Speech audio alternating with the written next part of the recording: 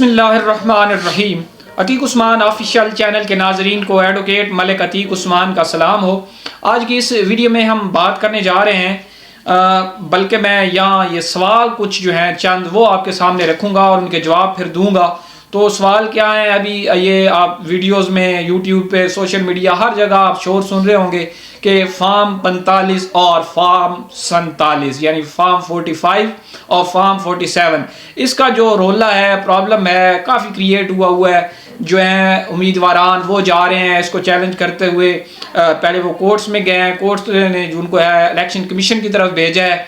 तो अब ये जो है इन सारे सवालों के जवाब, पहले नंबर पे ये कि ये फार्म 45 फार्म 47 ये क्या है, इनके दरमियान फ़र्क क्या है, इनको तैयार कौन करता है, इनकी क्या अहमियत है, अगर इनको टेम्पर किया गया तो इसमें सज़ा क्या हो सकती है और कौन सज़ा दे सकता है। इन सारे सवालों के जवाब आज की इस वीडियो में इंशाअल्लाह मैं आपको देने की कोशिश करूंगा। तो आइए चलते हैं, सबसे पहले बात करते हैं कि ये फार्म 45 और फार्म 47 ये क्या है और इनकी अहमियत क्या है। तो अगर हम बात करें जो है इलेक्शन 2010 तक, 2010 से पहले तक जो है जो जितने भी इलेक्शन हुए उनमें जो फार्म इस्तेमाल किया जाता था, इनके अल्टरनेट वो था फार्म 15 और फार्म 16, ठीक है जी, 15 और 16 इस्तेमाल किया जाता था उस वक्त। अब जो है इसका अल्टरनेट ये पहला जो इलेक्शन है, आप कह लें पहला मुनफरिद इलेक्शन है जिसमें ये फार्म 45 और फार्म 47 जो है वो यूज़ किया जा रहा है।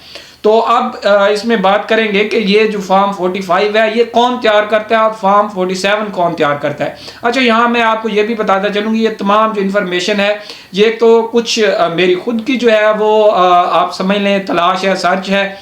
उसके बाद कुछ जो है ये कमर दिलशाद साहब जो है ये साबका सेक्रेटरी इलेक्शन कमीशन रह चुके हैं, उनकी गुफ्तगू से जो मैंने उस किया है वो ये आपके सामने रख रहा हूँ मैं, ठीक है। तो उन्होंने तकरीबन ये सारी बातें बताई हैं जो आपके सामने मैं बताने जा रहा हूँ।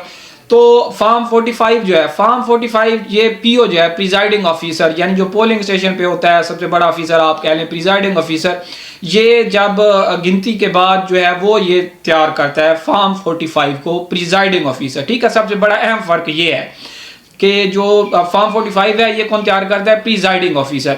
इसको तैयार करने के बाद ये क्या करता है, इसकी एक कापी जो है वो एजेंट्स को भी दे देता है, तमाम उम्मीदवार के जितने भी एजेंट्स होते हैं उनको जो है वो एक कापी दे दी जाती है। उसके बाद इसको जो है वो पोलिंग स्टेशन के बाहर चिस्पा भी कर दिया जाता है, ठीक है।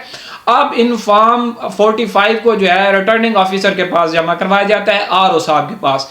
और इसका जब जो गैर हतमी नतीजा है, गैर हतमी नतीजा जो है वो इलेक्शन कमीशन के पास जब चला जाता है और जब वो इसका अनाउंसमेंट कर देता है गैर हतमी नतीजे का इलेक्शन कमीशन, उसके 24 घंटे के बाद, 24 घंटे के बाद और 3 दिन के अंदर अंदर जो है ये फार्म 47 को तैयार करना होता है, ठीक है। अब फार्म 47 को तैयार कौन करता है, वो करता है जनाब रिटर्निंग ऑफिसर, ठीक है जी, आरओ साहब जो होते हैं वो तैयार करते हैं। अब वो क्या करते हैं, इसको तैयार करने के लिए जो तरीकाकार है, असल में कानूनन जो तरीकाकार है लीगली, वो क्या है, ये सबसे पहले तो ये जो उम्मीदवारान थे जितने भी उस हल्के में, उनको नोटिस जारी किए जाएंगे आरओ साहब की तरफ से कि वो जनाब हाजिर आए वहाँ पे आरओ ऑफिस में, और उनकी मौजूदगी में जो है वो फार्म 45 जो है उनको फिजिकल जनाब लाया जाएगा, सामने देखा जाएगा एक एक करके, और उनसे जो है वो लिख के जो उन्होंने लिखे होंगे वोट उन पे, उनको जो है वो कंसोलिडेट करके फार्म 47 पे उतारा जाएगा, ठीक है। ये उनकी मौजूदगी में होगा। इसमें अहम बात ये है कि इसमें एजेंट्स हो सकते हैं वो उन कैंडिडेट के, या वो कैंडिडेट्स खुद हो सकते हैं, ठीक है। उनकी मौजूदगी में आरओ साहब जो है वो फार्म 47 तैयार करेंगे फार्म 45 को मद्देनजर रखते हुए। अब जो फार्म 47 है इसको आरओ साहब जो है वो इलेक्शन कमीशन में भेज देंगे, ठीक है। अब जो ये आप यहाँ पे देख रहे हैं, हम मसाइल ये खबरों में सुन रहे हैं, वो ये हो रहा है कि फार्म 45 जो है वो कैंडिडेट कह रहे हैं कि जो हमारे पास है वो तो कुछ और कह रहे हैं, उनमें तो कुछ और है, जबकि फार्म 47 जो है वो कुछ और बता रहा है जो इलेक्शन कमीशन के पास चला गया और आरओ साहब ने भेजा और उस पर जो हतमी नतीजा आया, ठीक है। तो अब इस पे जो है कन्फ्लिक्ट आ रहा है। अब अगर जो है वो कैंडिडेट जो यानी ये कह रहा है, चैलेंज कर रहा है जिस इस बात को, अगर वो सच्चा है तो अब उस पर क्या कार्रवाई हो सकती है, उस पर इलेक्शन कमीशन ये पहले तो आरओ साहब को जो नोटिस करेंगे, शोकाज नोटिस भेजेंगे, ठीक है। अब शोकाज नोटिस में वो उनसे पूछेंगे और उनसे जवाब तलब करेंगे, अगर वाकई ही में जो फार्म 45 है वो प्रिजाइडिंग ऑफिसर का जो है वो अटेस्टेड शुदा है, मोहर उस पर लगी हुई है, ओरिजिनल है, और फोरेंसिक भी वो करवा सकते हैं उसके, ठीक है। और उसके जो फॉर्म 47 है उसमें जो है दोनों में इख्तलाफ है। तो फॉर्म 45 जो है उसको बेसिक जो है वो वैल्यू हासिल है, उसको ज़्यादा अहमियत हासिल है फॉर्म 47, क्योंकि फॉर्म 45 जो है वो पहले तैयार किया जाता है, इनिशियल स्टेज पे ये तैयार किया जाता है, ठीक है। यहाँ पे कैंडिडेट्स भी होते हैं, एजेंट्स भी होते हैं, और साहब जो हैं वो सब प्रिजाइडिंग ऑफिसर की मौजूदगी में ये जनाब तैयार किया जाता है, ठीक है।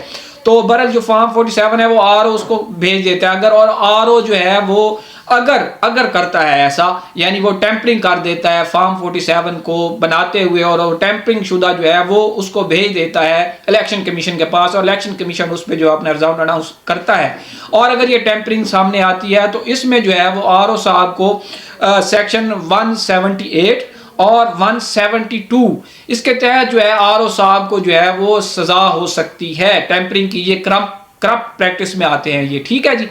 अब ये थी मेरी छोटी सी वीडियो।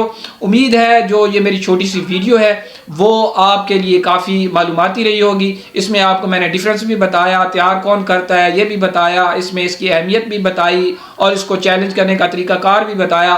तो अगर वीडियो अच्छी लगी हो तो इसके दूसरे दोस्तों के साथ शेयर भी करें, क्योंकि वो उन तक भी मालूमात पहुंचाना जो है वो हमारा हक बनता है, ठीक है। तो बाकी अगर आप इसी तरह की नई लॉ रिलेटेड और इन्फॉर्मेटिव वीडियो देखने चाहते हैं तो जल्दी से मेरे चैनल को सब्सक्राइब कर लें, ताकि इस तरह की नई आने वाली लॉ रिलेटेड और इन्फॉर्मेटिव वीडियो आप तक बआसानी पहुंच सके। मिलते हैं इसी तरह की नई लॉ रिलेटेड और इन्फॉर्मेटिव वीडियो के साथ। उस वक्त तक अल्लाह हाफिज़।